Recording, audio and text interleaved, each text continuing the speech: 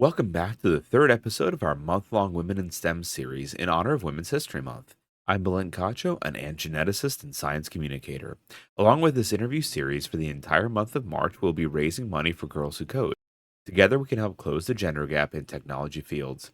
Please find the donation link in the show notes. Today, we're talking to Jess Capricorn, a Twitch streamer and an accomplished science journalist. We talked to her about her journey from Division One student athlete majoring in biology internships at Science, Gizmodo, New York Magazine, a master's in science journalism, her time at Popular Science, and her editorial and fact checking career until now. Jess, thank you Amazing. so much for joining us today and agreeing Thank to you for come on having me. to our Women in STEM series. I am so heckin' excited to have you on. And actually, y'all, it was a total accident that we found out that Jess is a biologist. One Yeah, time, I always think about that. yeah, we did a because you're in the women's guild, we rated over. And I was just like, she seems really cool. And then you're like, hey, did you know that I run a science podcast and that also I'm a biologist? Like, are you are you serious? It was just such a cool connection to be able to make. Yeah, I always, wanted to connect more with the science community on, Twitch, because it's kind of like a part of my, past life, I guess, if that makes sense, I did science research and hardcore science journalism before I ever became a streamer, and I still do, obviously, some SciComm now and stuff with the podcast and all that, but, I love meeting the science people on Twitch, and so then when I saw your username when you rated in, I was like, "Science person?" And of course you were, so the rest is history. And y'all, I got to meet Jess at TwitchCon too. And you had a panel as well on Soulsborne Gaming. So you are an extremely diverse and very talented content creator. And Oh, shucks, thanks. so could you give us a bit of an intro? Who is Jess Capricorn? Who am I? Wow, what a question. I'm Jess. As a creator, I mostly stream, JRPG content, like Final Fantasy, or, Chrono Trigger is next on the list, or I've been playing Undertale. But I also do Soulsborne stuff, like, I kind of grew initially on Twitch playing Bloodborne and Elden Ring and Dark Souls and stuff, so I still do a lot of that too. And we also do a lot of stuff like puzzles, indies, etc. And yeah, before I ever started streaming, I, was in the science world. And do you want me to talk about that now, or what do So you have a yeah, like structured plan let's for pull this? back a little bit. So you were in the Yeah, sciences and we know your training was in biology. So how did you what got you originally interested in the sciences? Like what was like for as sure. maybe even baby Jess, like what was it that was like really Yeah. interesting you? Like yesterday we Oh had my god. on Lana Lux and she said as a kid she liked to take apart things.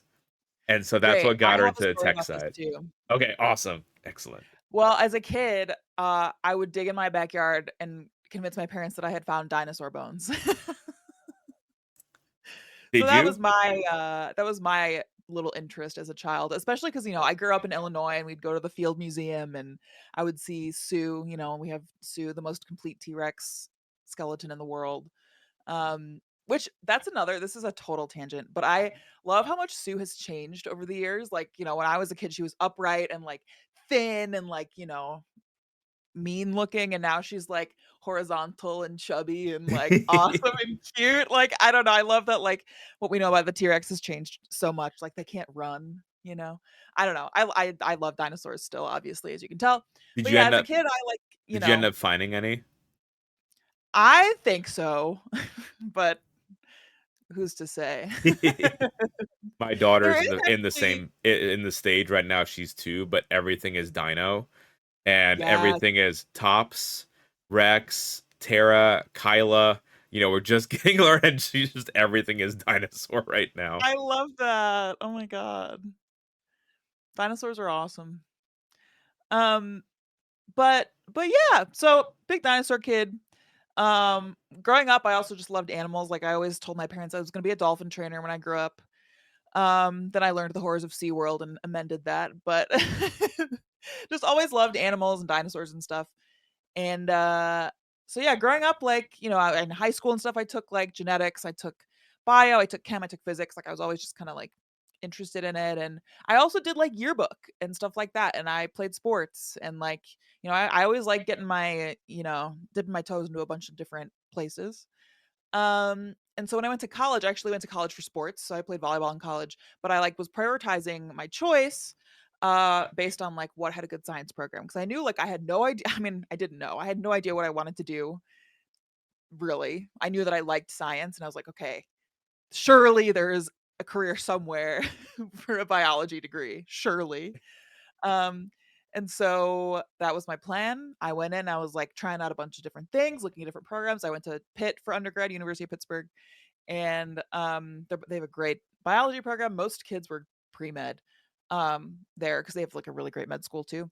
I knew that I like didn't really want the rigorous pre-med track. I had enough on my plate with volleyball and stuff like that, and I was like, I also don't know if like I want to be in school for however many years, you know? So, like I said, I'm interested in a lot of things. So, I was kind of just taking my classes, wasn't really sure what I wanted to do. And then, it wasn't until like my junior year, nothing was like striking my fancy. Nothing, I learned about science journalism. And one of my professors, I took some creative writing classes. I ended up with like a creative writing minor.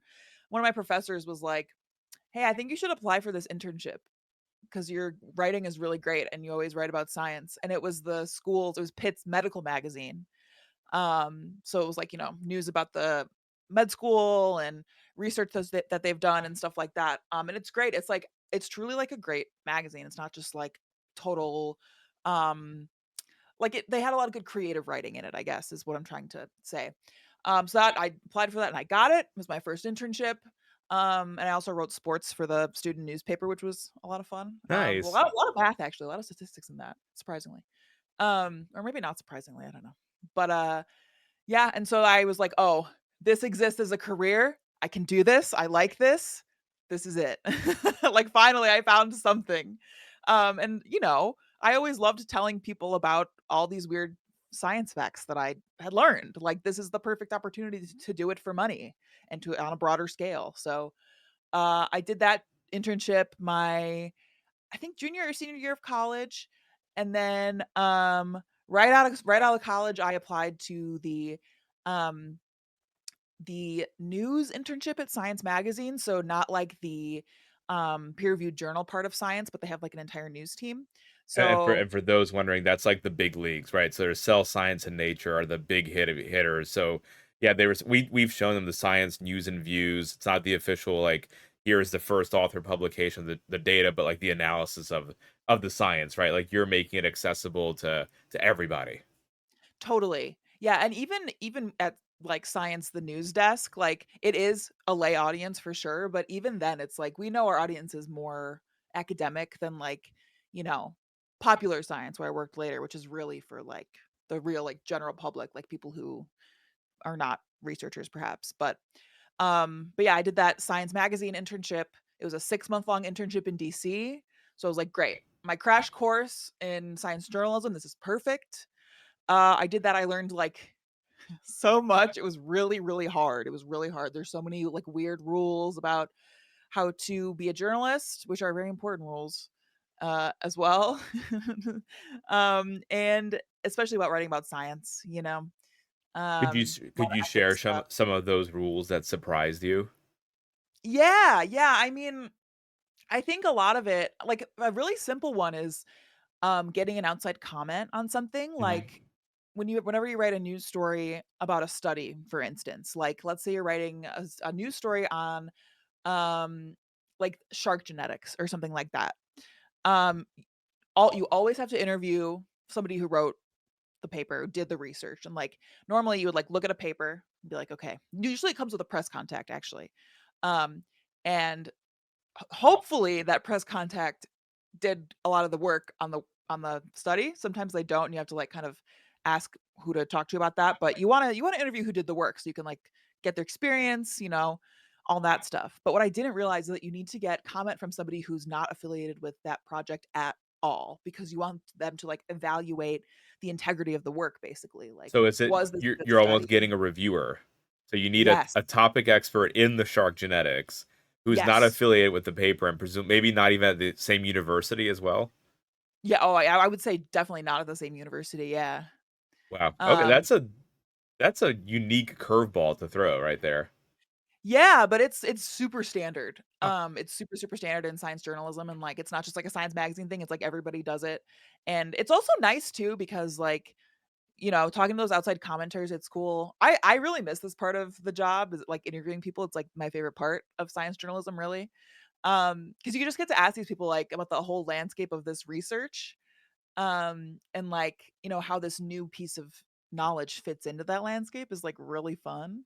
And usually people, like, love to talk about it, like, this is what they do, not like 10 hours a day, you know what I mean? So, usually sometimes there's always, like, a stick in the mud, but most people were always stoked to talk about whatever it is they work on. So, but yeah, the outside comment thing was like, okay, so this is a standard that I need to now do all the time. And it rightfully so. I think it's a good way to organize a story. I hadn't realized that the out like, in any of these articles that I've been reading that said it's an outside commentator, I was just like or that was a rule, it was just like, "Oh, they just found someone to say something about it, that's interesting," but it's really cool to Right. see, like, you're almost finding your own peer reviewer on a Yeah. topic that you're writing about, which means you have to have a high level of expertise at least to be able to identify who a good reviewer would be, so, again, like, speaks to just how rigorous these kinds of writing components are. Yeah. Yeah. And then, like, the more you work in the field, it's like you kind of get a good sense of what like which programs, like let's say I'm writing about a bug study. Like I would always go to UC Riverside and go to my guy over there because that's like one of the best entomology programs. At least a very good one that likes to talk to the press. Like they always have fun, chatty folks that want to talk about bugs. So you definitely get a feel of like who to talk to as well. And so then you have like a rapport built up of like, this is the place I can go to. These are good Yeah, commentators for this kind of study. To yeah, to pull back a smidge, so like you have this really prestigious internship at Science. In yeah, terms of like to get there, did you have to work in a lab? Like what were like you had all this journalism experience, right? For even like from high school, right? With the yearbook, the yeah. throughout college, but did you also need lab experience for just people wondering at home, or is it like what were they That's a looking great question. for? I don't actually remember if they like required it. Um, but I definitely think it helped. Cause in undergrad or so yeah, I did my science magazine internship right after college. So in college I did like I did 2 bio labs, I did 2 chem labs, I did OChem lab. And then I did a summer of field research doing research on salamanders out in Pennsylvania. So that made me realize I don't want to be a field researcher. So, can you tell us a little bit about the salamander work? Like, what was Totally. so? Why did it make you realize no, thank you? And then, how on earth do you study a salamander? Oh, there's so many ways. They're actually they're kind of a hot topic right now. Amphibians in general, I guess. But yeah, so I did field research. It was part of a course. So it was like a herpetology course and then we had research built in. And it was out near Lake Pymatooning in Western PA. And so it's like a field station for a handful of universities out there. And we would have like our portion would be like in the classroom whatever, but then every day we'd go out and our professor was like this guy who I knew he was teaching this class just because he wanted to be out doing research. He was like, I know that I like look good for my university for teaching this, and then also I get to go outside every day and dig around and find salamanders and catalog them and measure them and all that stuff. So a lot of the research we did was going out and like finding populations of salamanders and where they were. So it was like And surveying, like this is the density in this area. This is of this species. So yes, it's not and necessarily bringing them back to the lab for this one. right, we actually didn't bring them back to the lab at all. Basically and there was also an app, I forget what the app was, but basically you would, like, log stuff in the app, like, if you found, like, a rare species for the area, you would, like, log it, with a photo and stuff, and then we also used calipers to, like, measure the oh, what is the term? The SVL, snout to vent length, I think. It's, like, measuring them without their tail, basically. Um, that's what we would measure with calipers and then log that. And the big reason why most people are studying salamanders, especially that is important for the world, and also it's the reason we were studying them is because there is this fungus that's going around and killing them all called chytrid. I don't know if you've heard of this And at killing the all. frogs too, right? Just like Yes, the everything. frogs Yep. as well. So, when we would handle them, we pretty much always wore gloves. We had to be really careful because we like, humans are unknowingly spreading it. And it's also a thing with global warming. Like it's making it easier if it's warmer and more humid, it grows more easily. So, that's kind of also what we were surveying. Like, where is chytrid in these forests and how does it proliferate basically? So how So did you that move between like different zones even? Like, right, if you go into a zone and like let's see you may or may not find some, but presumably you had to be very sterile in moving to a next area. Totally. We would have like diluted bleach spray for like our boots and our waders and stuff. And just changing gloves and just being careful. Wow. But yeah, we had to like sterilize between And there's when we like hop I, in the I believe sand and things like you can cure the frogs of it at least, but as soon as you release them back, if they catch it again, I think is they're just as likely to get it and like not be able to yeah, fight off any better. it's so sad. Yeah. Um I it's didn't so realize that it sad. was also amphibians, also like salamanders and other kinds of amphibians being I hit think as it's well on anything that there. breathes through the skin because it clogs up their ability to breathe through their skin And so they basically. end up choking. Yeah, it's Yeah, really sad. that's yep. And I know because Why I'm going there to was study a it. I think a treatment that they were doing in South America and the Amazon where they were pulling them into Okay. really hot rooms, right? Like they would rent out hotels and like really turn up the heat to like kill off the fungus, but keep the Oh, interesting. yeah to keep the animals alive. But then as soon as they got re-released, it was they just caught it again. There wasn't any like Yeah. in anything kept on that front. So that's Right, it's hard because it's not like they can build an immunity to it because it's literally like a mechanical thing, it's blocking their respiration, it's yeah. it's a bummer. So there was so that I can see as maybe was that part of the reason why it wasn't for you? Do you feel like the field work? I didn't like being outside. I didn't like going outside in the humid, hot weather every day. And we had to like there's poison ivy, so I was wearing pants and boots, but then also salamanders live in vernal pools base a lot of the time, which are like ponds that only are there part of the year and then they dry up. And that's because there's no fish in those. So the fish don't come and eat the salamander eggs and stuff, and babies and whatever, or the salamanders themselves. So all that stagnant water, there's mosquitoes everywhere. So I was wearing my windbreaker zipped all the way up, trudging around with all my stuff. I was just like, I'd rather like tell somebody about this cool thing rather than actually like do the thing. And you And said I just thought it was summer weird. internship, right? So it's not like it's the winters Yes. of Pennsylvania. It's the hot Yes. summers. Winter, maybe I would have had a different experience because I don't mind winter, but it was the same thing when I was in labs in college. Like, I see why this is cool. I like the microscopy stuff like y'all do here. But I think that stuff's really neat. But I was just like, I also like have so many interests. I don't want to lock in on just one. Um, that was also part of it as well. And so, yeah, when I realized science journalism was a thing, I was like, I'm in.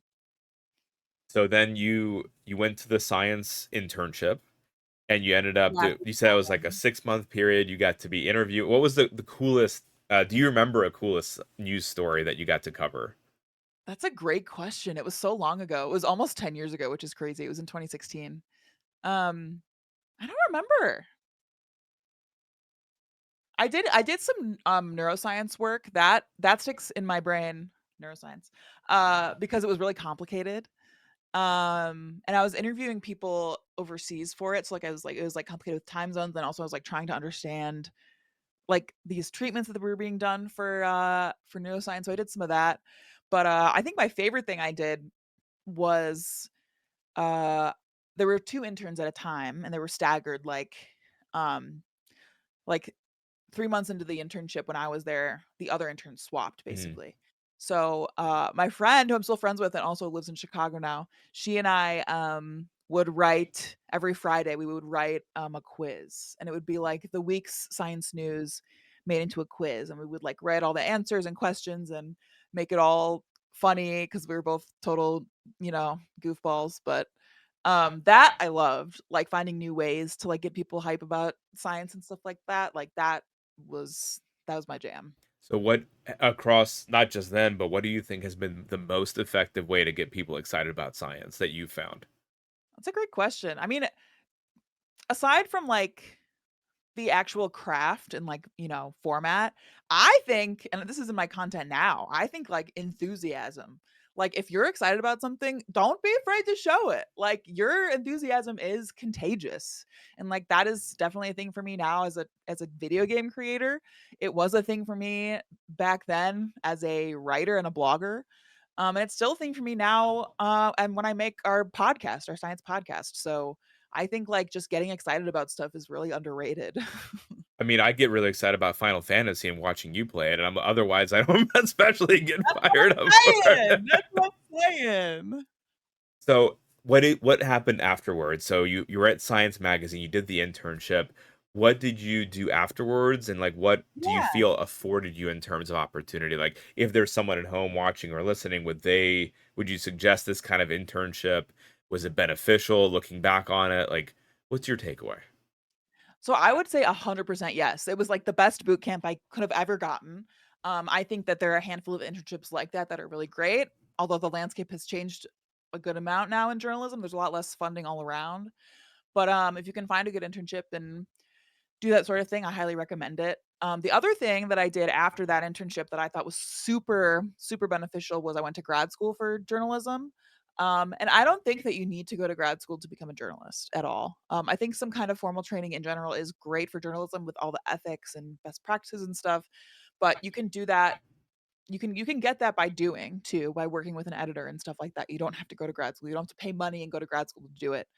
But I wanted to go to grad school to like make connections and meet other people in the industry. And I also realized that there were a handful of science journalism programs specifically around the country that it's not just like I was going to do a general journalism program. Like there were the big two are the ones at UC Santa Cruz and the one at NYU.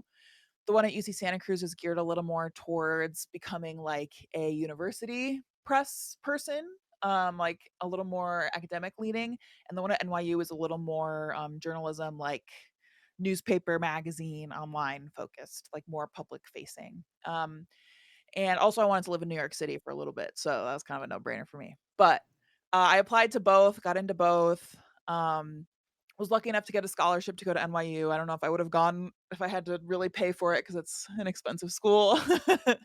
um, but yeah, and the other part of that puzzle too is like I knew I didn't just want to be like a writer. Like so many people in journalism, like they're like, oh, I'm a newspaper writer. Oh, I'm a writer. I'm a blogger. I only want to write. I was like, that's not really what I want to do. I like editing. I like working with people. I like managing people. I like making videos and audio, and I like doing all these other things. And to get into that kind of work, you really have to work your way up. Like those are the higher level positions at publications. So I was like, okay, I either toil being a freelance writer for like 5, 6, 7 years, or I fast track it and go to grad school and meet the right people and get the experience and then hopefully get a job. Being able to do more than just write. And that is exactly what I did somehow. I don't know how it worked out, but it did. So I went to grad school at NYU for science journalism, which was great. And then I did a handful of internships as well when I was in grad school. So I went to Internet Pop Sci, and then I ended up working for them full time after I got out of grad school. And then I also interned at Gizmodo and I interned at New York Magazine.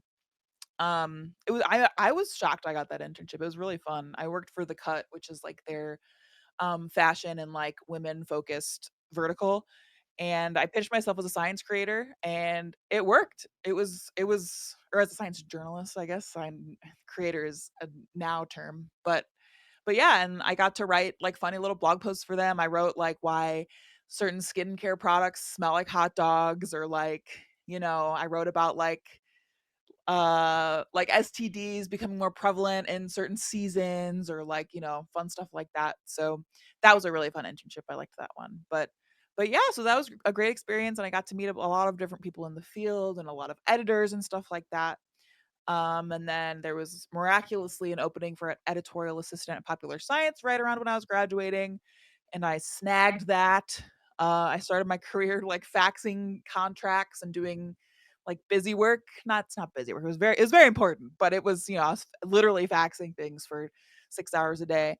And then eventually worked my way up over the years to be a special projects editor, which was a cool title because they made it up for me, which basically meant I did podcast and video and whatever else needed doing. I Nice. edited the Space Desk for a while, but that's basically my career trajectory pre Twitch, pretty much. So what was the buildup for something like that? Like you said, you were faxing things and like kind of like the background, almost like the grunt work of getting. What kind of transition time are you looking at to be able to have the position to actually be able to direct your own projects and in an industry like that? I mean, it definitely took, in order to like propose my own stuff, it took like 3, 4 years to work all the Wow. way up, but, I was an editorial assistant for, like, a year, and then I became an assistant editor, so I was doing less faxing, more actual, like, editing blog posts for our freelance writers would send in stuff for online articles, and I would get to edit those. Um, and back then, we did still have a print magazine, so I edited actually the neuroscience section for the print magazine. That was such a special experience. I loved making print stuff. I love making physical media. It's so sad that they don't make a physical magazine anymore. Maybe someday they'll do it again, but What um was it about but it that made you really excited for it? And what I guess also goes into like what did you find a big difference like going from the science side of things like with that internship? Well, I assume that was online which one? for the news and views in science. The science magazine one was yeah, I think I had 1 or 2 print stories, but it was vast majority was online publication, yeah. So then what goes into something like publishing popular science stuff online versus in print? What do you have to Yeah, account for? it's a big difference. A lot of it is, like, working with the art team and, freelance artists and making sure, like, the art that's being commissioned for your story that you're editing or writing is, like, factually accurate and actually reflects what's going on. Um, and that was actually a part of it as well. Oh my gosh, I realized I haven't even talked about I interned at NPR. Oh, we got to go back and talk about that too. Did you meet Go Ira back. Flato? Uh No, because he's in the New York City offices and I Ah. interned at the DC offices, but I have met him and he's he's as dry as he is on air in real life. And actually my podcast co-host now, Rachel Feltman, sometimes she fills in for him on Science Friday, which is really cool. Oh, So that's we're amazing. we're chatty with him. There was actually a rivalry every year. I don't think they do it anymore post-COVID, but they would do science trivia, and all of the big science publications in New York City would go and do trivia. And it was always neck and neck between Popular Science and Science Friday for who would win. And there was a trophy, and the trophy was Ira Flato's like head in gold. And he won every time that I went. So not to my own horn, but That's why. uh I'm not saying I that's why. I'm said just, correlation does not equal causation, it. but, anyway, yeah, I got to intern at NPR between my science magazine internship and grad school, and I was on the science desk, and it was maybe my favorite internship ever. It was so fun, uh, and just because all the amenities, like, they have beehives on the roofs, they have local honey, and, like, there's always somebody around recording something cool and fun, and you can always, like, walk past the newsroom and see people in the little booths doing the news. I just loved it, and I got to go to Tiny Desk concerts. Um, and the best part about that internship was that, right as I was leaving, Guy Raz and Mindy Thomas were starting a new podcast, and it was a Science for Kids podcast, and it's called Wow in the World, and they needed a fact checker, and I was like, "Please let me do it." And so they said, "Sure." And I've been fact checking it now for I think 9 years. And I'm still the fact checker, and it's like maybe the most fulfilling job that I've ever had. Uh it's great. It's super fun. And I basically just get to read their scripts and make sure that they are representing the science correctly. Because they usually do like a study per episode. Um, but it's a blast. I really enjoy fact checking actually. That is really cool. Like what goes into fact checking for adults versus for kids, or is there any real difference between the two? There's a difference. It's so much harder for kids. It's harder because they have to simplify the science a lot more. So a lot of times that means glazing over stuff that then becomes factually inaccurate because it's oversimplified. So a lot of times it's me like saying hello. Like it's fun because I just get to be annoying and be like, actually, and then say all these things, and then I like propose a change basically. and I'm like, "Take it or leave it, but this is the truth." And then they get to decide what they wanna do. So I get to just, like, drop in and be like, "Actually," and then leave. It's awesome. So But it's like everybody that works on that show it's also figuring just, like, is figuring out so like where to threshold it, right? Like how much of it yeah. is simple enough that it can be digestible, but not so simple that it's wrong. Yes, exactly, exactly. And, like, the biggest one that always comes up is, like, "Did you know that a strawberry isn't actually a berry? It's actually a bunch of berries." And it's like, okay, it is a berry, but it's like it's like finding the exact right phrasing for things like that. But I love working with them. They're the best. Science for Kids is really, What really demo fun. is that directed at? Oh, young kids, but not it's like I think it's just before middle school, basically, Cool. but, like, young kids can still listen, but it's definitely not made for, like it's not like Cocomelon level, you know? That's no, that's really cool. Then they've had you on for so long too to check on these facts. When in Mhm. being a fact checker, what does that entail for you on your day to day, or does it? Like, what do you have to do to keep up to date with the literature? Oh, that's a great question. Honestly, I don't really keep up as much as I used to, but it hasn't really been a problem. I mostly end up just, like, brushing up on stuff as needed, like, if they send me I'm trying to think of what was a recent they did something on, like, 3D printing recently, and so I was like, "Ah, geez, material science." I'm not I'm not a good engineering, person. I like living things, but so, I end up, like, diving down some rabbit holes, which again, I love because I love learning new things. I like telling people about new things, all that stuff. So it's fun for me to be able to research new stuff like that. But yeah, a lot of it is you know, trying to figure out what the landscape is. Sometimes I'll call somebody, but it's usually just me like deep diving into papers and making sure numbers are right and methods are right and that kind of stuff. Yeah. So it's going into all the new modern literature on whatever topics that is released for you at that time. Yeah, exactly. Nice. Exactly. That's I feel like that could be also kind of rewarding to be able to again jump around to presumably different topics because it's not just a single type, Yeah. but we keep doing and talking about a lot of different things. It keeps it fresh, you know? Nice. Uh, Yeah. so at PopSci, you were doing Mhm. both written published pieces as well as online, right? I was. Yeah, and I also dabbled in video for them, which I was really pushing for, and those did pretty well actually. I like got to like help script and then I hosted a handful of videos for them. But yeah, I would write and also edit stuff for online and for the actual print magazine. And it was all over across the board for topic wise.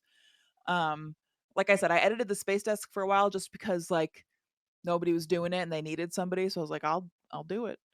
But I always loved the dinosaur studies. I still I still love those dinos. So that was always fun when when I would see those come up in the next round of like embargoed studies. Because basically, if you're a journalist, you get access to this website called Eureka Alert. Yep. And yeah, you're familiar, I'm sure.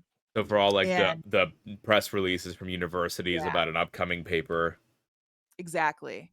So you can get I don't know how it is today, but back then you had to be like fully vetted as a journalist and have your editor vouch for you so that you could get access to all the embargoed things. So like, Tuesdays was these journals and Thursdays were these journals you knew that were like going to release all their embargoed studies, and then you would have like your news meeting and be like, okay, this writer takes this. So it was always fun to like see what stuff came out when and put it up for grabs, and then like it's embargoed for like a week or something, so you have like a week to do your story and interview the people and all that kind of stuff. So and that's actually a big deal too. It's like you can't break the embargo. Every once in a while somebody would break an embargo like once in a blue moon, and a lot of times they would get like their Eureka Alert access revoked. And it wasn't so much like a, "Oh, no, like, they're canceled." It was like, "Ah, that stinks. You loser." And so Because just most people, it's like somebody accidentally pressing publish and, like, leaking the scientific research, and then, then they lift the embargo, so it's like, "Oh, it's no everybody can publish now." So it's like, "Oh, well, I guess we can publish." So anyway, yeah, the embargo system, I think, makes sense for, like, making sure people have time to report carefully, and get those outside comments and stuff. And Yeah, and I know that's also a practice with, like, other fields of journalism too, like, even gaming journalism and stuff, like, people getting previews and stuff like that for games, I so guess, like, with the Steam keys now or what that we get, and then it's like you can review it, but you can't show anyone else ahead of time, like, for this date. yeah, Nice. Did you have a favorite medium when working in those 3 different ones? You had the print, you had the online, and you had the video. What was your favorite? that's a great question. I don't know. I like them all for different reasons. I really like the print stuff. I still have I don't know where I think they're in a closet somewhere, where maybe they're actually I'm storing them at my parents' house, but I still have my old Popular Science magazines, the physical magazines that I did work in. I remember I did a spread, so, like, 2 pages, and it was, um, I, like, did all the microbes that live on the human body, and so it was, like, the human body spread out over both pages, but it was illustrated like an old-timey fantasy map. And then each, like, microbe was, like, a mountain or a river or something like that. And that was, like, one of my favorite things I've ever made. That was so fun and cool and unique. And actually my editor for that was Rachel, who I still work with on our podcast. So neither of us work there anymore at Popular Science, but we did work together back in the day. Nice. But yeah, and I think video is just so fun. Obviously, I still make videos and I like to put science in when I can. But video is fun just because you can do so much with it. And there's like not as many rules, I would say. Maybe there are more rules actually, but I still at the same time think there are less rules when you get to make it yourself. So I don't know. I made a video about different sunscreen like methods, That like was how actually well I think one of your people came over and was mentioning shout out to your sunscreen video. I got a camera company or a lab or somebody to send me one of those super expensive UV filters for a camera. And it was when I worked at Gizmodo, and we shot a whole video of me testing out different sunscreens out on the street in Manhattan and like seeing which ones work, like, the stick versus like the lotion versus like the makeup sunscreen and like all the different kinds. And that one went viral and it still has like 5 or 6 million views, I think. I haven't checked in a long time, but I was proud of that cuz I pitched that and it did really good. Nice.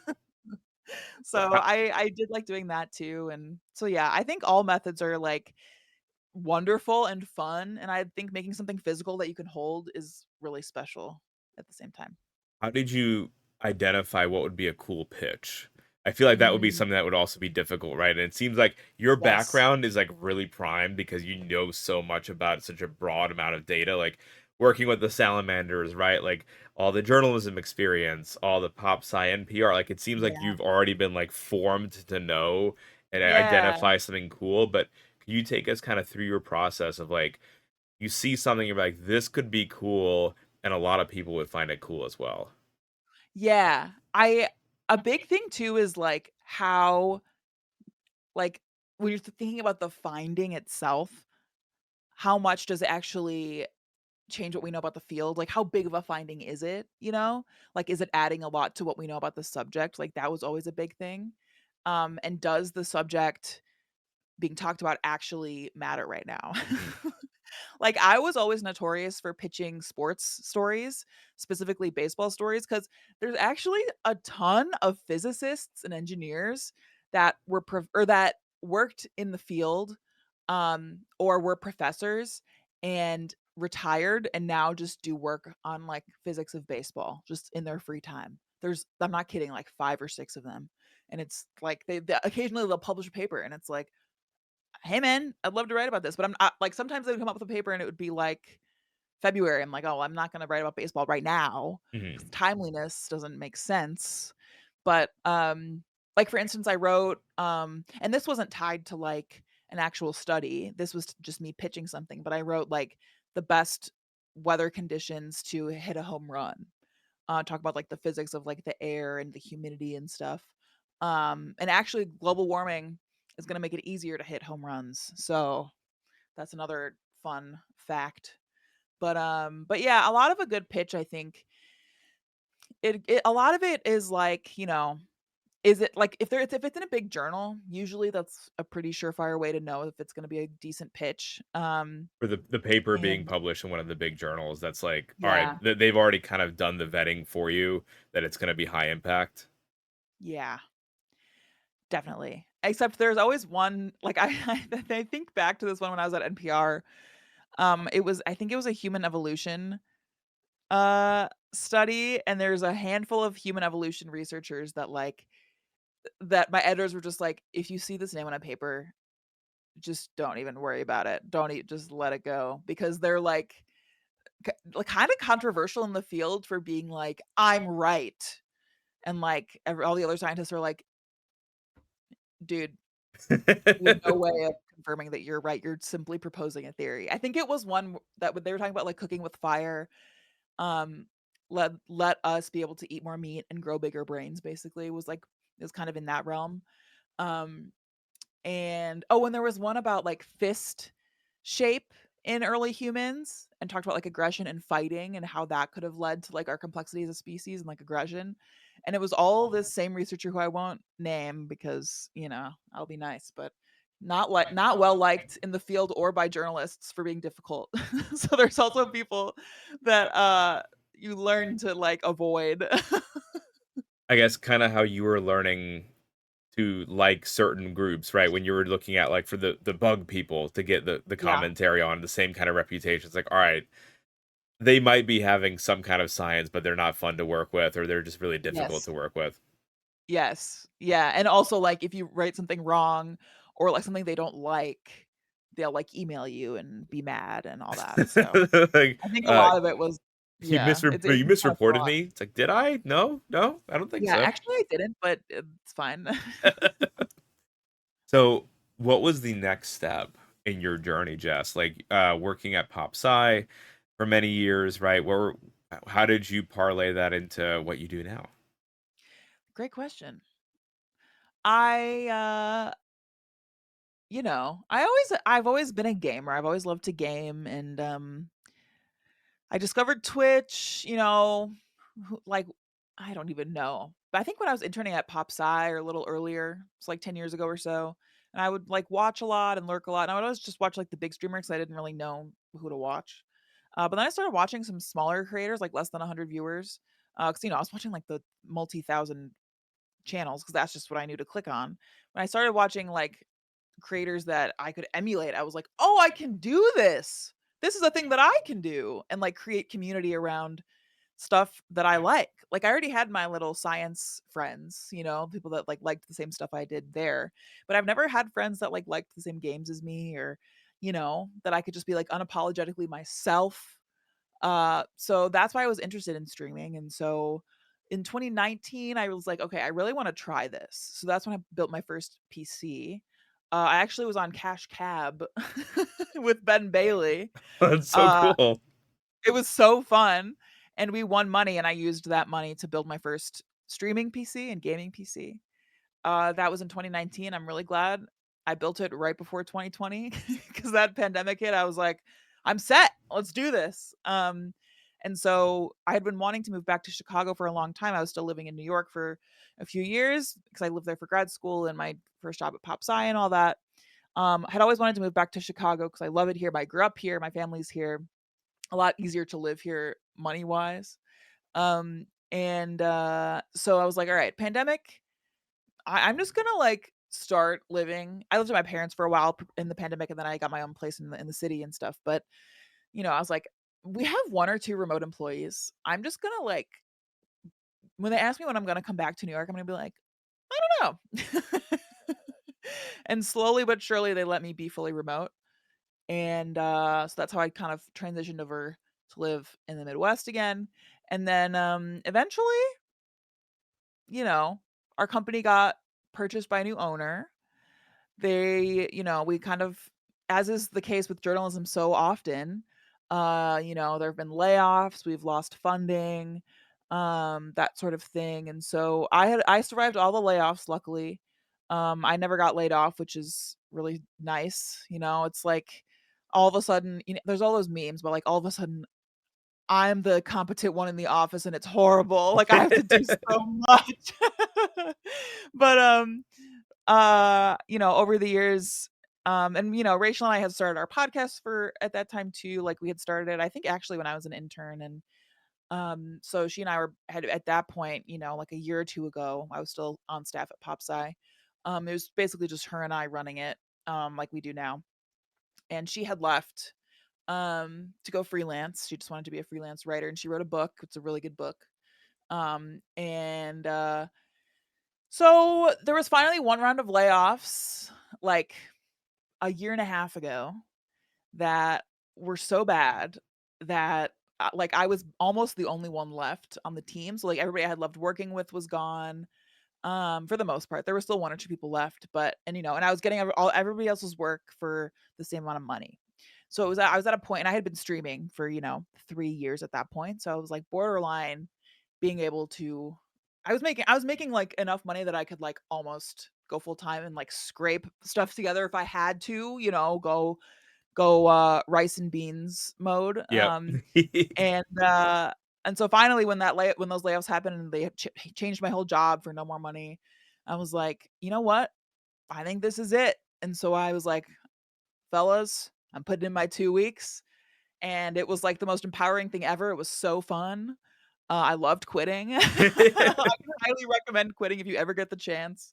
It was the best feeling ever, and it's scary as hell. It's so scary. It's exhilarating though. So yeah, December of last year, or no, 2 years ago technically, December of 2023, I quit, and I've been doing full-time content ever since, but I still fact check for WoW in the World, and I still make our podcast, which is called The Weirdest Thing I Learned This Week. And we have it's usually Rachel and then 2 other guests, occasionally myself, and they all bring their favorite weird fact that they want to talk about. And perhaps you might appear on an episode sometime soon. Who's to say? Who's to say? I But know nothing have about this, but if we were to yeah, say, guys, do like and subscribe. We just linked it again in chat for the podcast. yeah. The concept of it is really really cool to be able to Mhm. have this like roundtable discussion about this weird thing, and it's like bringing on those particular experts, and it's just a very fun concept. Has it always been like that was the premise from the beginning? Pretty much. We kind of based it on there's a QI podcast called No Such Thing as a Fish. Hmm. And they do kind of a similar concept. But for us, it was like, what show can we make that is like easy for us to make? Like, because it's an extra thing. We weren't getting paid more to make it. We were like, we want to have a podcast. Like, Popular Science should have a podcast. What can we make? It's like, oh, well, truly, it started because we report so many things all week long that are all weird and fun, and so many things like don't make it into stories. Like, it's all the stuff that like hit the cutting room floor, that we could like just put quickly into an episode. So it was like it shouldn't really be that much extra work to make. So that's how it started, and then it kind of just spiraled, and it got longer and longer, and now it's basically the same thing, but it's just people bring in their favorite weird thing they want to talk about. So, and Nice. it's cool because like it's still that same essence of like somebody being super enthusiastic about a cool thing they learned, and then kind of giving more scientific context to it. So it's a really special show. We're in season 9, which is crazy. I can't believe they're still letting us make it. So I'm glad they are. I'll keep making it as long as they want it. No, that's really cool, and it's also kind of ties you back into like the very beginning how we talked about with the interest in like all different kinds of disciplines and all kinds of sciences. Because Yeah, right, you're not set on just like the neuroscience side of things. You could do totally. just throughout anything. Um, with this experience that you've gotten just like throughout all these medias, do you have a plan to publish a book or other kinds of media that are you interested in publishing? I've thought about a book before, like, over the years. I just, like, don't really love writing. I much prefer these other mediums. If anything, I would love to make more, YouTube content, both about gaming and science and both together. That's really what I would rather do. I would rather have, like, a big old YouTube channel than have a book, personally. But also having a book with my name on it would be sick. But, you know, no Maybe shade down the to line, writers. reflections on Maybe how to down be the line. successful. Who's to say? Who's to say? When I have a even more exciting life, I'll write a tell-all. Whether you can name Uh, the evolution scientist, right? Be like, these were Yeah, the yeah. people. I'll dish the dirt. Yeah, exactly. But yeah. So I feel so grateful that I've gotten to keep doing the science communication and science journalism and all that stuff because it really does matter, in this scary time in the world where truth is sometimes ambiguous. It doesn't have to be if you know a good science journalist. So yeah, What? So this is I don't think this is an easy question, but I'm gonna okay, ask it, Jess. do What do it. you think is a key to being a good science communicator with all your years of experience? Hmm. I think the ability to admit what you don't know.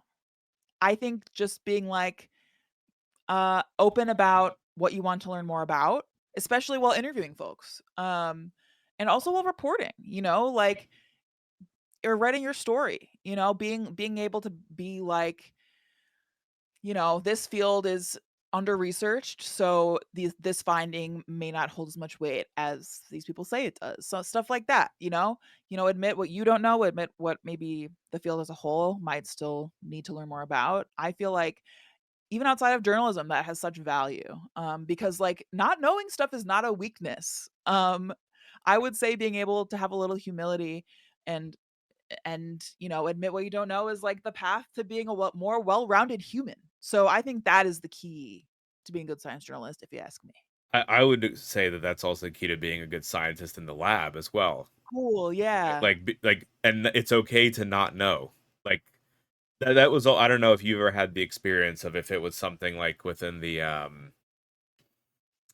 in the science journalism field, but in the sciences, there's definitely some stigmas in certain labs where it's like, no, I need this to be the right answer. Totally. Totally. I actually had a professor in undergrad who had some papers retracted because he was kind of fudging the p values a little bit. And I was like, "Damn, you didn't have to do that, man." But it's like You didn't there's have to do that, man. Just admit that you didn't know and you'll study something else related to this. Come on.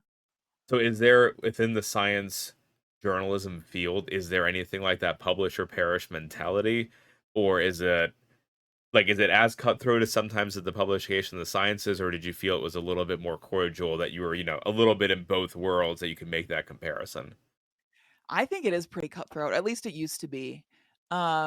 Especially because there are so few staff jobs that, like, if you wanna and also, like, it's hard to get a consistent freelance gig at the same time. Like, it's really hard to make a consistent living as a journalist in general, which sucks. That's not how it should be because we need journalists.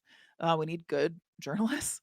And so there's kind of like this drive to always be working, and there's kind of a burnout culture, which I'm sure is very similar to academia, because it's like make it or break it a lot of the time, which, again, sucks.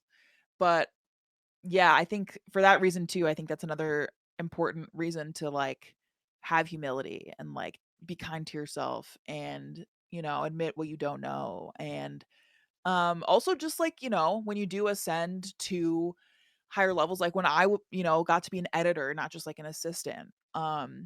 And like now as I produce this podcast, like I do want to bring younger science journalists into the fold. Like I want to give people opportunities. Like I don't want to shut people out so that I can like step on them and raise higher up. Like no, I want to bring them in and raise them up with me. Like I think that is we have a responsibility as people in this field to do that too, especially Women's History Month, especially women and minorities and queer folks, because we need those voices heard in media too.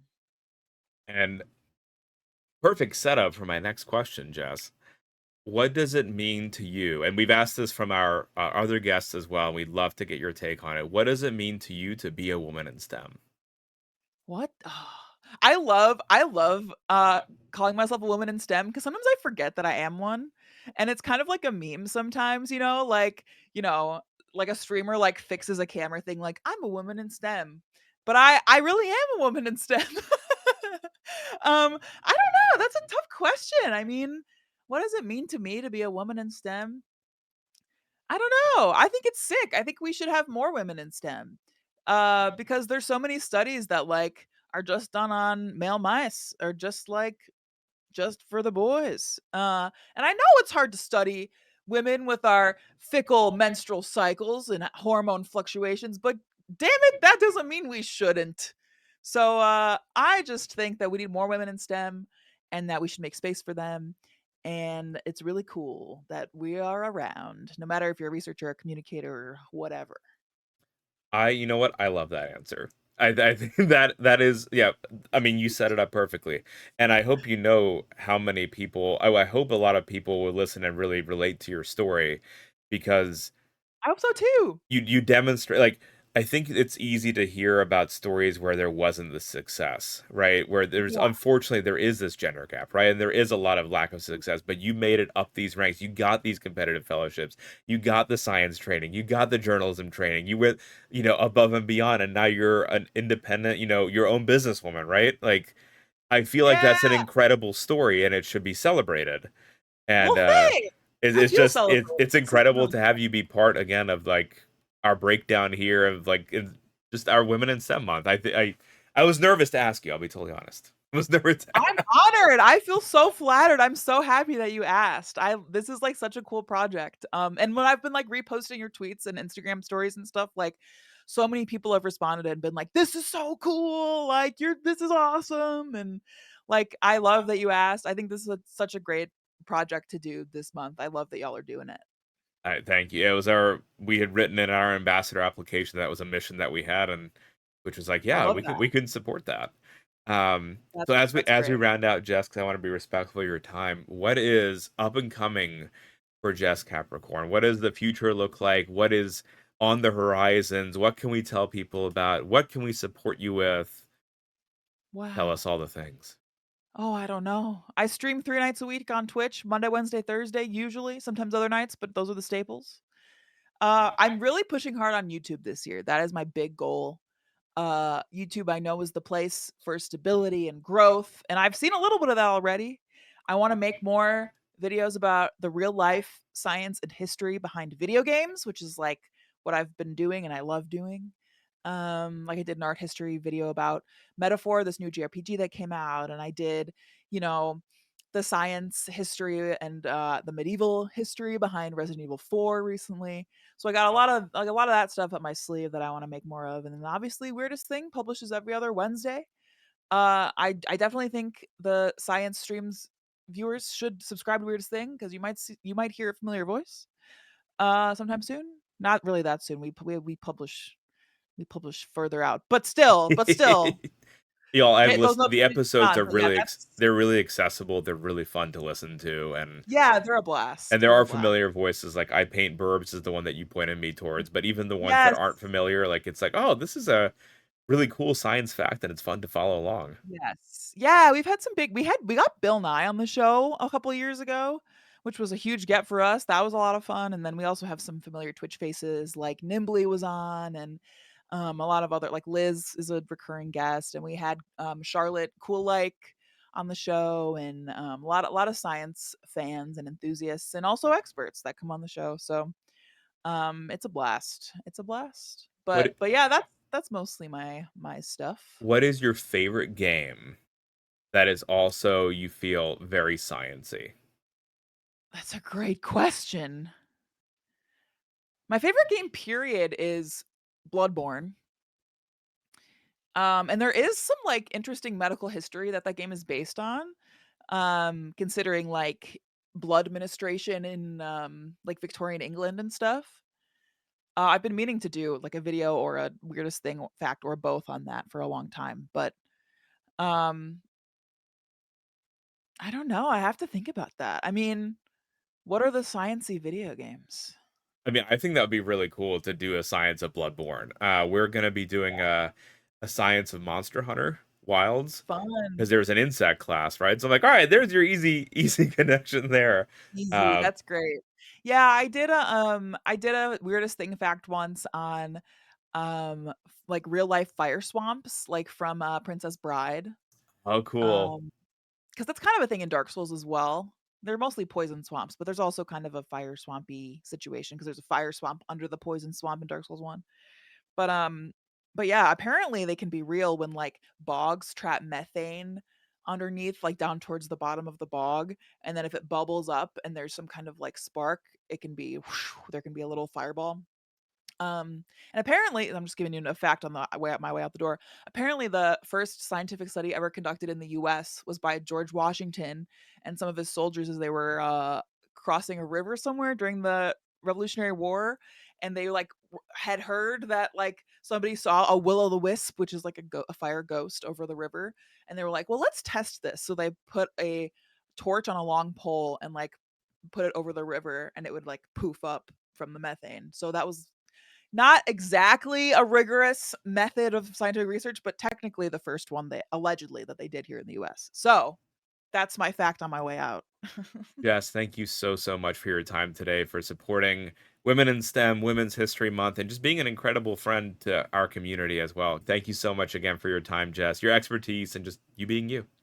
That was Jess Capricorn. All of her socials are linked in the show notes. Thanks for joining us. Until next time.